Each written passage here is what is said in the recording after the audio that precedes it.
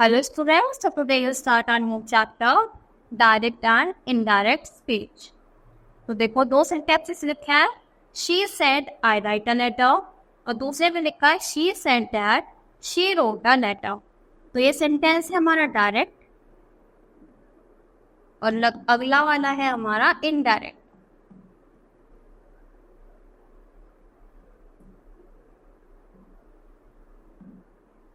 तो देखो because the actual statement of the speaker has been referred to get the first sentence, therefore it is called direct speech. तो इसमें क्या करता है, डायरेक्ट स्पीकर बोलता है. जैसे मैं बोल रही हूँ तो मैं डायरेक्ट किस में हूँ, डायरेक्ट स्पीच में. But in the second sentence the actual statement of the speaker has been mentioned otherwise, so it is called indirect. तो देख उसी बात को अगर इन्हें बताया गया इनडायरेक्ट बोलते कि उसने ऐसा कहा कि उसने लेटर लिखा. तो she said I write a letter, मैं उसने कहा मैंने लेटर लिखा है. और अगले में she said that she wrote a letter, तो उसने लेटर लिखा. तो ये बात डायरेक्ट स्पीकर बोलता है अपने मुंह से और ये वाला कोई दूसरा इंसान बोलता है किसी की बात. फिर डायरेक्ट देखते हैं. तो when the actual words of the speaker are mentioned, it is direct. तो जब स्पीकर के खुद के वर्ड्स हो, जैसे मैं आपको समझा रही हूँ तो ये क्या है, डायरेक्ट बोल रही हूँ. अब आप घर जाके बोलोगे कि आज मैम ने हमें ये पढ़ाया, ऐसे ऐसे बताया, तो फिर वो क्या हो जाएगा, इनडायरेक्ट. यानी मेरे वर्ड्स आप क्या करोगे, घर पर बोलोगे. तो when the actual words of the speaker are not used and it is expressed in other words, तो जो एक्चुअल स्पीकर ऑफ वर्ड्स को यूज नहीं करता, उनके बदले में कोई और से वर्ड्स उसको एक्सप्रेस करते हैं, तो उसी को हम क्या बोलते हैं, इनडायरेक्ट स्पीच. यानी सेम बात को दूसरा इंसान कन्वे करता है. देखो my mother said I am not well today, तो क्या है, डायरेक्ट स्पीच. लेकिन मम्मी ने बोला डायरेक्ट कि आज मैं मतलब मेरी तबीयत सही नहीं है. तो माय मदर सेड, तो देखो जब पे हम इनडायरेक्ट में कन्वर्ट करते हैं तो हम क्या लगाते हैं, डैट, THAT. तो माय मदर सेड डैट, यहाँ पर हमने क्या लगाया, डैट. आई किस में चेंज रहेगा, शी में. तो she was not well that day. Today हमारा चेंज होता है डैट डे. तो कुछ चीजें हैं जो हमें याद करनी होती है जब हम डायरेक्ट से इनडायरेक्ट में चेंज करते हैं. तो डैट लगाएंगे और जो भी चीजें चेंज होगी उसको चेंज करेंगे. और direct speech is divided into two parts. दो पार्ट्स में उसको डिवाइड किया जाता है. In first one, there is a detail of a speaker who speaks written outside the inverted commas. तो देखो ये क्या है, inverted commas की जो बाहर होगा उससे हमें उसको फर्स्ट पार्ट बोलते हैं और उससे हमको ये पता चलता है कि मतलब ये बात कही किसने है, इसका स्पीकर कौन है. और इसी को हम बोलते हैं रिपोर्टेड वर्ब. और सेकेंड पार्ट क्या होता है, which the reporter of speak is given and this part is given inside the inverted commas, therefore it is a reported speech. तो रिपोर्टेड स्पीच कौन सी होती है, जो भी इसके अंदर लिखा है और इसमें ये बहुत पता चलता है कि स्पीकर ने बोला क्या है. तो इससे पहले वाला पार्ट कौन सा होगा हमारा, ये वाला पार्ट होता है रिपोर्टेड वर्ब और ये इन्वर्टेड कॉमास के अंदर वाला सारा होता है रिपोर्टेड स्पीच. तो reported verb, reported speech. To change a direct speech into indirect speech, the nouns, pronouns in either case and tense of the reported speech always change according to the noun, pronoun and the tense of the reporting verb. तो क्या चीजें होती है, noun, pronoun और change. और जो हमारा tense होता है वो चेंज हो जाता है जब भी हम डायरेक्ट से इनडायरेक्ट में जाएंगे. तो रूल्स पढ़ते हैं इसको डायरेक्ट को इनडायरेक्ट में चेंज करने के लिए. तो remove comma and inverted comma. तो जितने भी कॉमा या फिर इन्वर्टेड कॉमा लग रहे हैं वो सब क्या करना है, हटाना है.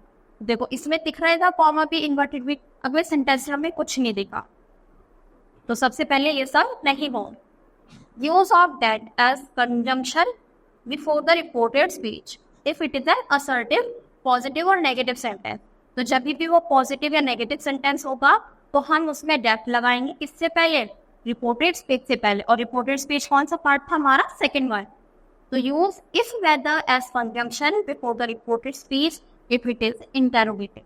तो देखो जब हम क्वेश्चन पूछेंगे तो उसमें if या whether वाले वर्ड्स यूज करेंगे. Don't use if that if the reported speech begins with WH family, यानी what, while, who, when, where, how, as WH family is used as a connector. तो देखो WH family यानी WH words एक connector की तरह use होता है और उनसे पहले कभी भी इफ या दैट हम नहीं लगाएंगे। सेड को हम अगर सेड लिखा गया है शी सेड दैट तो उसको हम किस पे चेंज कर देंगे टोल्ड।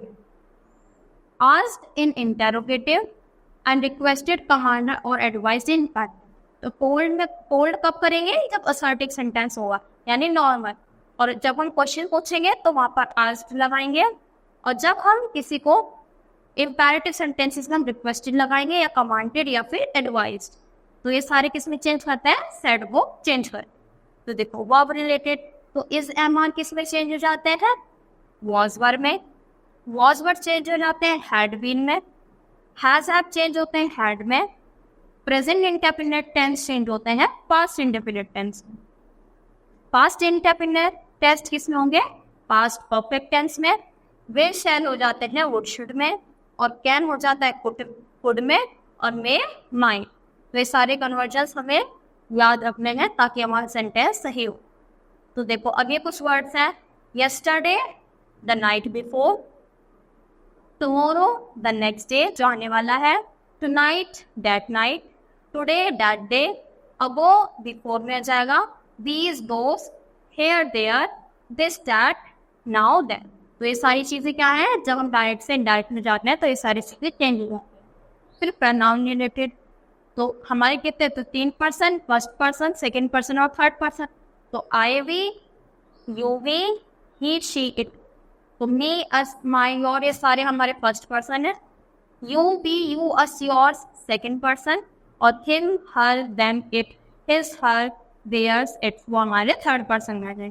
तो in short the first person is reported speech is change according to subject of the, तो रिपोर्टेड स्पीच तो सब्जेक्ट के अकॉर्डिंग चेंज होते हैं, और जो सेकंड पर्सन है रिपोर्टेड स्पीच में वो किसके अकॉर्डिंग चेंज होता है ऑब्जेक्ट, और third person is not change यानी थर्ड पर्सन कभी भी चेंज नहीं होता। तो no change take place if there is a third person in the reported speech. तो अगर कोई तीसरा इंसान होगा तो हम क्या करेंगे कुछ भी चेंजेस उसमें नहीं करेंगे। तो he said I am weak in mathematics, तो वो बोलता है कि मैं क्या हूँ मैथमेटिक्स में वीक हूँ। तो कॉमा से पहले वाला रिपोर्टेड वर्ब और ये पूरी रिपोर्टेड स्पीच, तो सबसे पहले काम कॉमा हटा देंगे, हटा दिया। ही सेड क्या बोला तो डैट, तो he said that, I change होगा ही में, एम होगा वॉज में, वीक इन मैथमेटिक्स बाकी का सब सेम। तो चेंज करना आया कैसे करते हैं। अब अगला Sadhana said I sang a song yesterday, तो साधना सेड दैट आई हो जाएगा शी में क्योंकि ये लड़की है, लड़की के लिए शी आया। She had sung a song the previous day, yesterday हमारा चेंज हो गया प्रीवियस डे में। तो Hema said to her mother I am not going to school today, तो सेड तो किस में चेंज हो जाएगा टोल्ड में। तो Hema told her mother that she was not going to school that day. Ragini said, I am going to Lucknow the next day.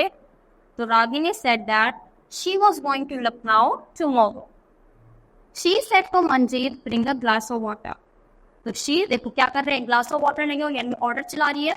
तो अब की बार सेट टू हमारा ऑर्डर में शेप हुआ, तो she ordered Manjeet to bring a glass of water. The teacher said to the boys, work hard. तो teacher क्या देती है बच्चों को एडवाइस देती है, तो इसलिए यहाँ पे क्या है कि टीचर एडवाइस, तो सेट टू यहाँ पे एडवाइस में चेंज हुआ। The boys to work hard. He said to me what are you doing, उसने पूछा कि तुम क्या कर रहे हो, तो पूछा क्वेश्चन पूछा तो इसलिए क्या जाएगा आस्क्ड। तो he asked me what I was doing. तो क्या करना है हमें कन्वर्सेशन याद करना है यानी कॉन्सेप्ट इसमें कन्वर्ट होगा। तो इसी के साथ ये चैप्टर हमारा यहीं पे फिनिश होता है। आई होप आपको अच्छे से समझ आया होगा कि डायरेक्ट से इनडायरेक्ट में क्या क्या करना हो, क्या क्या चीज़ें याद रखनी। तो आज के लिए इतना ही। Thank you.